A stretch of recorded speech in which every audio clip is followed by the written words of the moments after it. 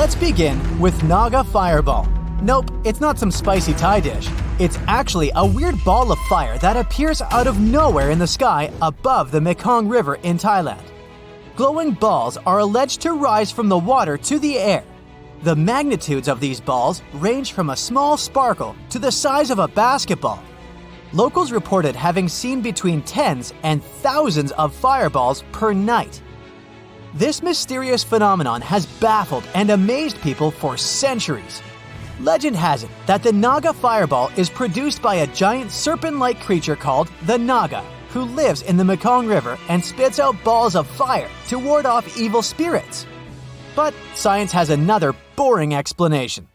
The common belief among scientists is that these balls are related to methane gas igniting in the air. No matter what the reason is, thousands of people visit the banks of the Mekong River around October to witness this spectacle.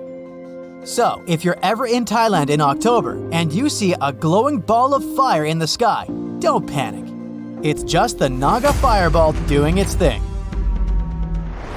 The fire rainbow. Have you ever looked up at the sky and seen a rainbow on fire? Here I want to clear up a common misconception. The fire rainbow has nothing to do with actual fire. It's a type of cloud formation called a circumhorizontal arc. Try saying that 3 times fast. It's a rare and beautiful sight that happens only when the conditions are perfect. So, how does a fire rainbow form? It all starts with some high-altitude cirrus clouds, which are made up of tiny ice crystals. When the sun shines through these clouds at the right angle, it refracts through the ice crystals and creates a stunning display of colors. The result is a rainbow-like arc that seems to be on fire. Now, you may be wondering why it's called a fire rainbow if there's no actual fire involved. It's because of the colors. This phenomenon has vibrant hues that resemble flames, with shades of red, orange, and yellow.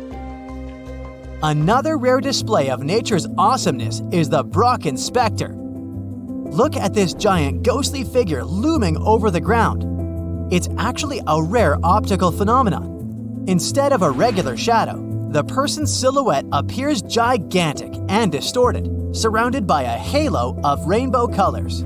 It's like your shadow gets supersized and fancied up. The name of this trick of light comes from the Brocken Mountain in Germany. This was the place where it was first observed. Imagine being the first person who experienced this. How cool it must have been. Now, you may be wondering how this thing forms. It's related to the way light behaves when it passes through droplets of water in the air.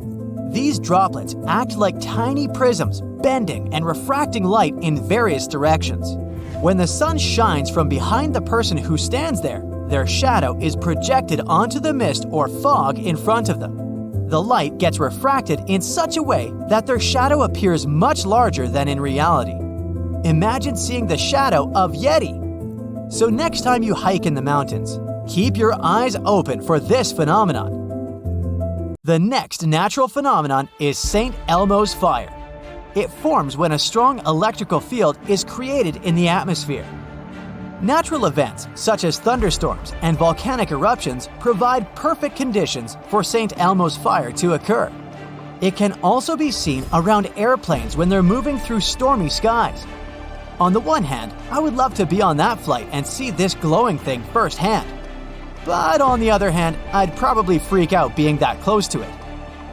The name St. Elmo is a reference to St. Erasmus of Formia. He was perceived as the patron saint of sailors. In medieval times, some sailors believed that this fire was a sign of divine protection. Seeing this natural phenomenon during a storm meant that they would make it through safely.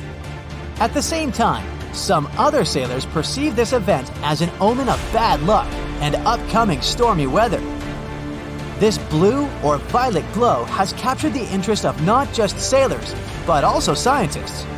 Apparently, the electrical field ionizes air molecules, causing them to emit a bright, glowing light. Next up, we have a special effect from a movie. Okay, maybe not, but the spirit is definitely the same. Let me introduce you to blue jets and elves. See, even the name of the phenomenon resembles a movie title. Anyway, blue jets are blue, cone-shaped bursts of lightning that shoot upward from the tops of thunderstorms. They can reach up to 31 miles into the atmosphere. Elves, on the other hand, are glowing light rings that appear above thunderstorms and can be up to 300 miles in diameter. While these phenomena are difficult to observe, scientists are working hard to figure them out. The way electrical charges build up in the atmosphere during thunderstorms is the key factor for these things to occur. When enough charge builds up, it can create an electrical breakdown that produces a blue jet, or ELF. I'll continue with striped icebergs, not the ones you put in your salad. These ones float in some parts of Antarctica. You see, when icebergs break off from glaciers, they can sometimes contain layers of ice with different densities and impurities. This ice mass floats in the ocean and gets gradually eroded by wind and water. The layers of ice become exposed, so with time, different colors and patterns become visible. The stripes on these icebergs can come in different colors, like blue, green, and even black. The colors are caused by various types of sediment and organic matter that were trapped in the ice as it formed. Some icebergs can also have more intricate patterns, for example, swirls and spirals. They certainly look like art pieces. The next mesmerizing thing is again related to ice. Have you ever heard of frost flowers? It has various names, such as ice blossoms and crystallifolia. During fall or early winter, long-stemmed plants extrude thin layers of ice, which can take flower-like shapes. These ice formations have delicate, feathery tendrils. In 2009, a biology team from the University of Washington discovered a field of frost flowers near the North Pole. The team melted a few flowers. They got shocking results. These ice blossoms held an unusually large amount of bacteria. It's like the frost flowers are little gardens, but instead of leaves, they have bacteria. I wonder if they have a gardener too. Okay, but how do these icy things form? Frost flowers are seen when the air is extremely cold and dry, and moisture is pulled out of little bumps in the ice. The air gets humid for a while, and then the cold makes the water vapor heavy. The air wants to release that excess weight, so, crystal by crystal, the air turns back into ice. There you go. This is how delicate, feathery ice tendrils are created. It's like the ice is doing its own version of a magic trick. There are more ice formations than we could anticipate. I want to mention another one, because look at these colors. What you see on the screen is called jewel ice, and it can be only seen in Japan's Tokachi River. The river is also known for its crystal clear water. When the temperatures drop and the river freezes, ice chunks move with the waves. These ice chunks look like giant diamonds. Jewel ice is transparent, so it reflects the light differently throughout the day. If you visit the lake at sunset, golden yellow ice stones will welcome you.